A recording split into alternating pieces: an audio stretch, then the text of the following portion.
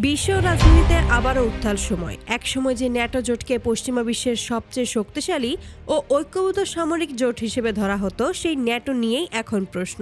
এই জোট কি আদৌ আগের মতোই কার্যকর আছে, নাকি ইউরোপ আমেরিকার দ্বন্দ্বে ন্যাটো কার্যত ভেঙে পড়েছে?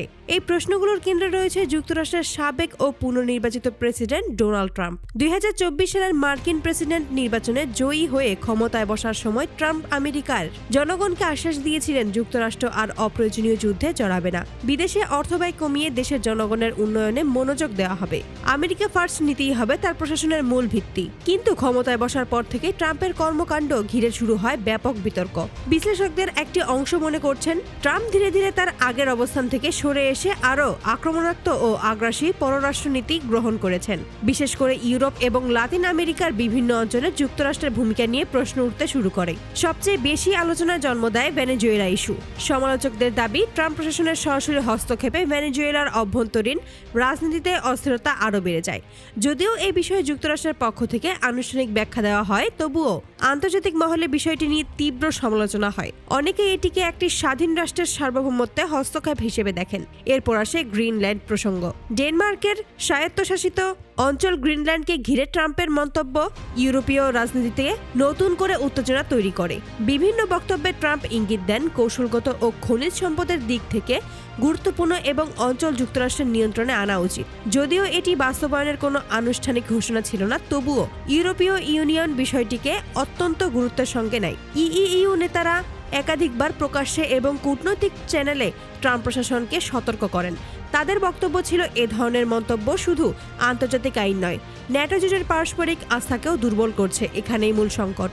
ন্যাটো জোট গঠিত হয়েছিল মূলত ইউরোপ ও উত্তর আমেরিকার নিরাপত্তা নিশ্চিত করার জন্য। এই জোটের ভিত্তি ছিল পারস্পরিক সহযোগিতা, সম্মিলিত প্রতিরক্ষা এবং বিশ্বাস।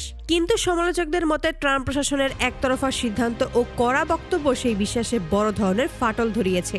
ইউরোপের একাধিক দেশ অভিযোগ তোলে, যুক্তরাষ্ট্র ন্যাটোর নিয়ম নীতি উপেক্ষা করে নিজস্ব স্বার্থে সিদ্ধান্ত নিচ্ছে, এমনকি জাতিসংঘের কিছু নীতিমালাও লঙ্ঘিত হচ্ছে বলে অভিযোগ ওঠে। এর পাল্টা প্রতিক্রিয়ায় ইউরোপীয় দেশগুলো নিজেদের নিরাপত্তা নিয়ে নতুন করে ভাবতে শুরু করে। ফ্রান্স, জার্মানি সহ কয়েকটি দেশ আলাদা ইউরোপীয় প্রতিরক্ষা কাঠামোর প্রয়োজনীয়তার কথা প্রকাশ্যে বলতে শুরু করে, যা কার্যত ন্যাটোর ঐক্যকে আরও দুর্বল করে দেয়। বিশ্লেষকরা বলেছেন, ন্যাটো হয়তো কাগজে কলমে এখনো আছে, কিন্তু বাস্তবে এই জোট আর আগের মতো ঐক্যবদ্ধ বা স্থিতিশীল নয়। যুক্তরাষ্ট্র ও ইউরোপের মধ্যেই বিশ্বাসের সংকট এতটাই বেড়েছে যে কোনো বড় সংকটে ন্যাটো একসঙ্গে কাজ করতে পারবে কিনা তা নিয়েই সংশয়।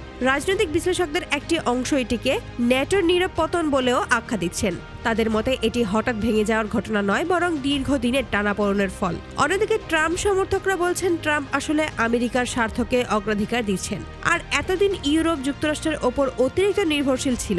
ন্যাটোকে নতুনভাবে সাজানোই তার লক্ষ্য। তবে প্রশ্ন থেকেই যায়, এই নতুন পথে গিয়ে পশ্চিমা বিশ্ব আরও নিরাপদ হচ্ছে নাকি আরও বিভক্ত? সব মিলিয়ে বলা যায়, ন্যাটো জোট আজ এক গভীর সংকটের মধ্য দিয়ে যাচ্ছে। এটি আনুষ্ঠানিক ভাঙন না হলেও রাজনৈতিক ও কৌশলগতভাবে জোটটি যে বড় ধরনের অস্থিরতার মুখে, তা অস্বীকার করার উপায় নেই। এই পরিস্থিতি ভবিষ্যতে বিশ্ব রাজনীতিকে কোন দিকে নিয়ে যাবে? ইউরোপ কি যুক্তরাষ্ট্র ছাড়াই নিজেদের নিরাপত্তা নিশ্চিত করতে পারবে, নাকি আবারও কোনো বড় সংকট ন্যাটোকে এক টেবিলে বসতে বাধ্য করবে? আপনার মতে ন্যাটো কি সত্যিই ভেঙে পড়েছে, নাকি এটি শুধু একটি অস্থায়ী সংকট? মতামত জানান কমেন্টে। ধন্যবাদ।